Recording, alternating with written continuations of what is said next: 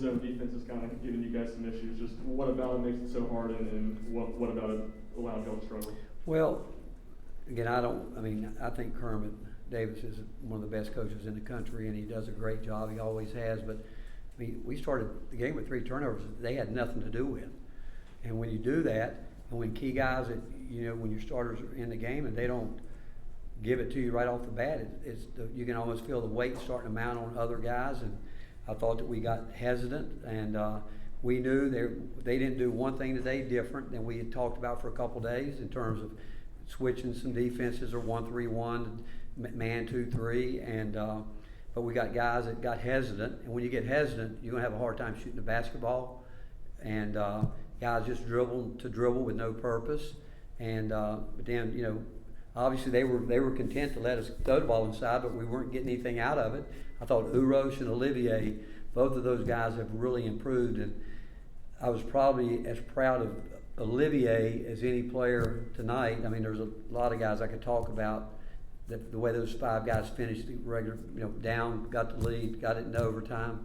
But Olivier, he's never been in this situation. This is the first time he's been in a game where we put him out there when we were behind, and the way he responded, the way his body language and the way he was talking to the guys in the huddle was terrific. And we weren't very good, but I think good teams win games like that when they're not playing good basketball. But again, I don't want to take anything away from Ole Miss because they haven't played since the 21st of December, and I've got the utmost respect for Kermit and his staff. And but we found a way, and they had 27 turnovers, we had 19, and I'm sure they had something to do with some of them. But I can tell you a lot of them, we just threw the ball away where we were trying to make more difficult passes than we had to. Really, some of them borderline on being ridiculous in terms of just making, and we talk about it all the time, a simple A to B pass. But to win that game, again, we turned it over 19, but turning them over 26. And we knew they were going to be we knew we'd be in a long possession game. We knew they were going to play deep into the clock. And we knew that would happen, and so that means you're playing defense for a long time. Can you say, does that affect you on the offensive end? It shouldn't. We can rely on our depth the way we want to, but some guy, we asked Shaq to go in the game, and we said, you got to change the game by getting some offensive rebounds. He got 3 of them. Uros was trying to do what we needed him to do, but again, I'm not taking anything away from Ole Miss, but I just know a lot of those turnovers we put it on ourselves. Mike, Rob, Wes, and Grant. Obviously, the offense was rough, but defensively, you guys had a lot of shot clock violations, backcourts, all these sorts of things. How pleased were you with that side of the ball? Well, defensively, the numbers are there. It tells the story there. and another thing, when you're behind, you're struggling like that. The other team feels it too. They feel the hesitancy, and then they're starting to feel good about themselves, and then you maybe lose just a little bit on the defensive end because you start thinking about the offensive side of it. But for our guys to stay locked in defensively the way they did is really good. And we talk about it. We'll play defense and rebound regardless if we have a bad night, and we had an awful night offensively. We still can find a way to win a game, and that showed tonight. But rebounded, and our defense is what won the game. Certainly our offense, and then at the end, we kept telling guys, you got to shoot the ball. And finally, Santi got some looks like the one he had in transition early, where he made a tough pass to Fulke, who ran over somebody, and he should have shot it. He's being guarded so hard that when he gets a look, I don't care when it is, he's got to shoot it because he's that good a shooter. But I said to John Sunvold tonight before when we were talking about the game, I said, this is the best league in the country. Every night you got to go into it like it's going to be a possession game, and that's what I think. I've got so much respect for, again, Kermit and his staff and this league that it's never going to be easy, and if it is, it's a rarity.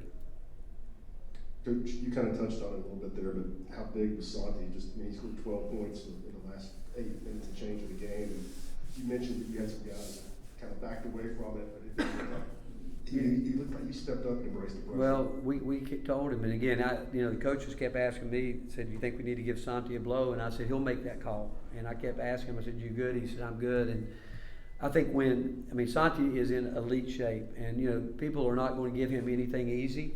They're not. I mean, they're going to make him work, but he affects the game. He plays so much bigger than his size. I mean, I don't know if people really realize that, all the little things he does. Josiah does the same thing. What they do on the defensive end and the way they're locked in, and they can really help other guys, through what we're doing. But we had too many guys back down when they had shots because it wasn't going in.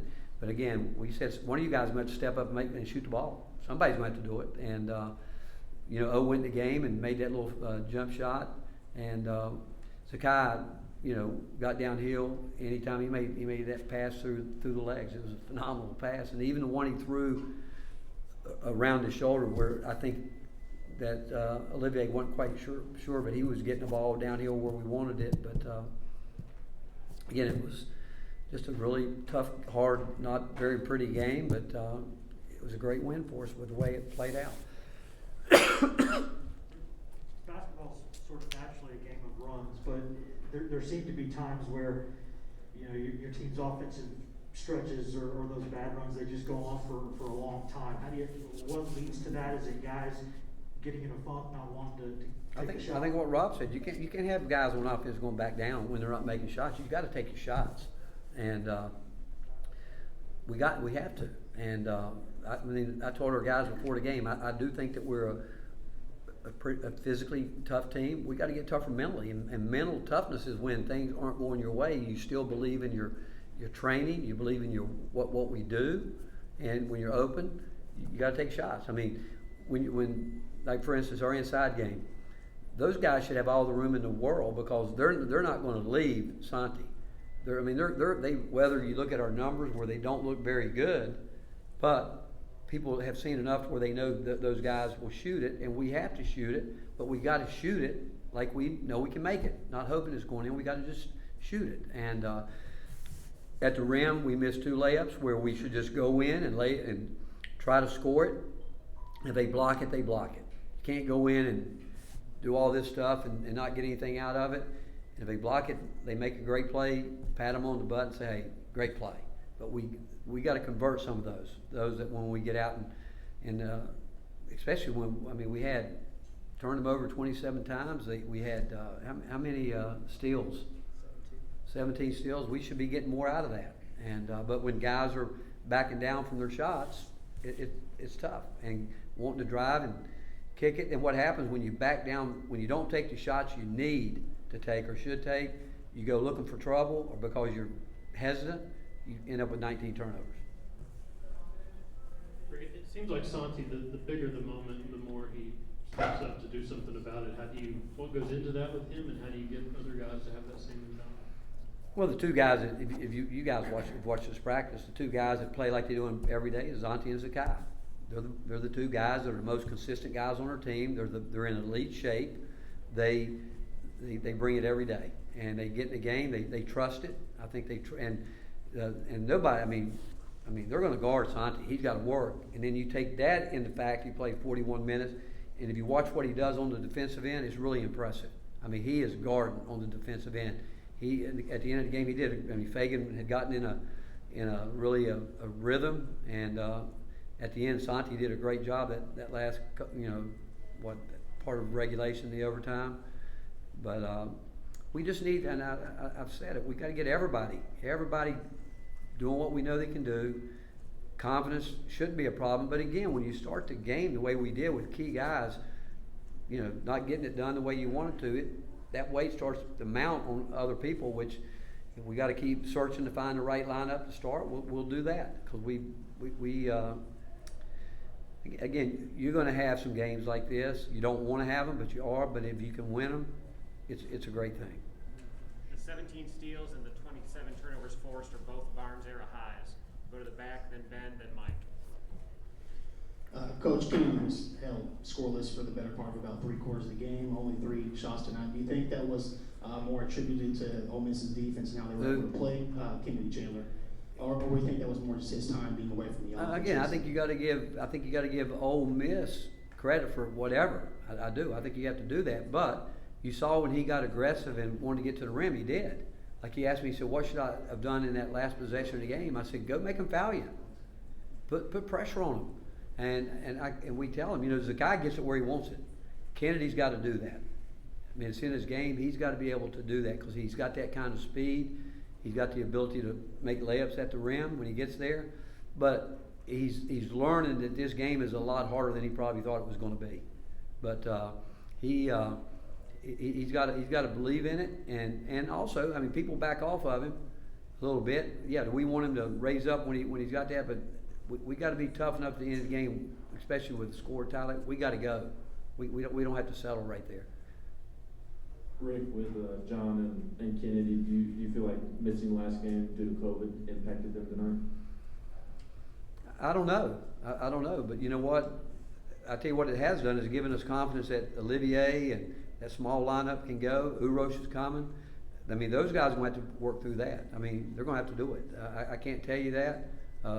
They didn't practice like it. I mean, neither one of them has practiced the way they played today with that. So I don't know if I could put that on the COVID. You have to give, again, I think you got to give Ole Miss. I mean, John's in there trying to do he's in the league now. People have game planned for him longer. They're not going to let him ball and do all that stuff. They're going to stay down and he's going to have to shoot the ball. We told him if he'd play quicker, I mean, the start of the first half, he had a chance to come right across lane and catch it for a layup, and he slowed getting there. Then he could have got it up a quick up. He's going to have to realize that people want to get him in a physical game. They want to put their bodies on him, so he's going to have to be more elusive and understand what's going on around him. Rick, we've talked a lot about Olivier lately. Is this the best kind of string of doing his job and fulfilling the things he's had? Mike, I thought, again, could I say this, that? The best thing was he was locked in to this game. That's the best thing he did. And I don't know if I've ever seen him like this, where he was talking more than he's ever talked in his life. During the game at the end, I mean, he just kept talking, hey, guys, and maybe as much as anybody. I mean, you can imagine Santi, and during those timeouts, Santi and Josiah, guys, they're trying to catch their breath.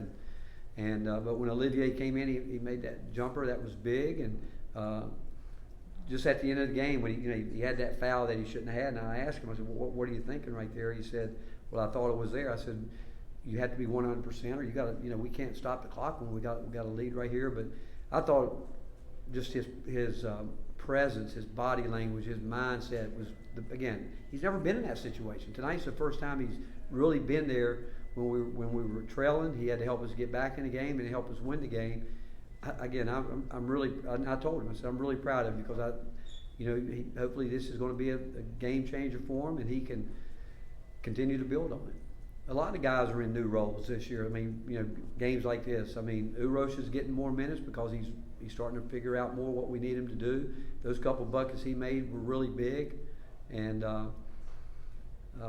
but there's some good things. We just need everybody, not just two or three of them, but. We need everybody doing it. Hey, Rick, how much is Santiago's defense improved from last year to this year, and how much is that a part of what you guys are doing as a team on that end? Well, Santi, again, I will tell you, he's never. This is the longest he's been here. I mean, his first year, you guys know, he walked in here in January. The following year was a COVID year. He played with his national team back home. Then he got here, I think, the end of July.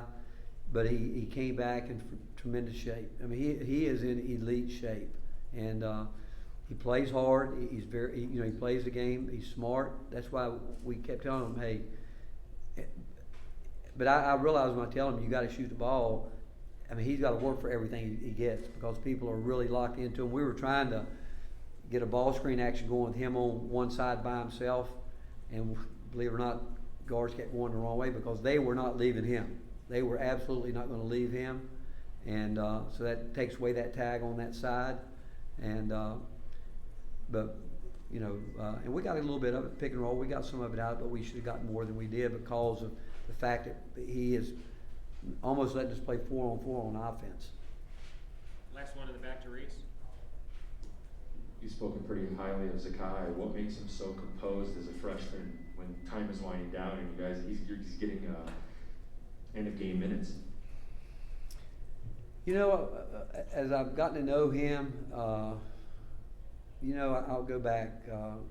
You know, he has surprised us all, really. I mean, he came in here a week late, and just amazing what he's been able to do, understanding things. And I remember we're getting ready to play Villanova, and he said, I said to him, we're just through with practice. I said, I'm not sure you're gonna be able to play in this game. He said, what do you mean? And you know, he's got that deep voice. I said, well, these guys like to back guards down and jump over them. He said, Coach, there's nobody gonna back me down, you know? And then Texas Tech, we talking about switching, and in that game, both he and Kennedy proved that they can guard post guys if they have to.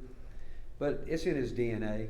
You know, I've told you guys before, during the recruiting process, when I would call him and I could hear he was on the subway or the train going somewhere, he's the first guy in years that I asked him, are you playing indoors or outdoors today? Tonight, I'm outdoors tonight.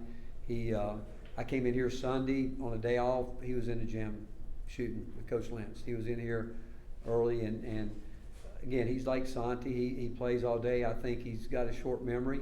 You know, he turns it over, but he's I get it back. I know, I get it. He's learning. Again, think about it. He's never been in the environment he's been in this year, and I would say he's responded as well as anybody that we have. But it really he believes in himself. He believes in what he does to get ready. But it's in his DNA. Thank you, Coach. All right, thank you guys. Thank you.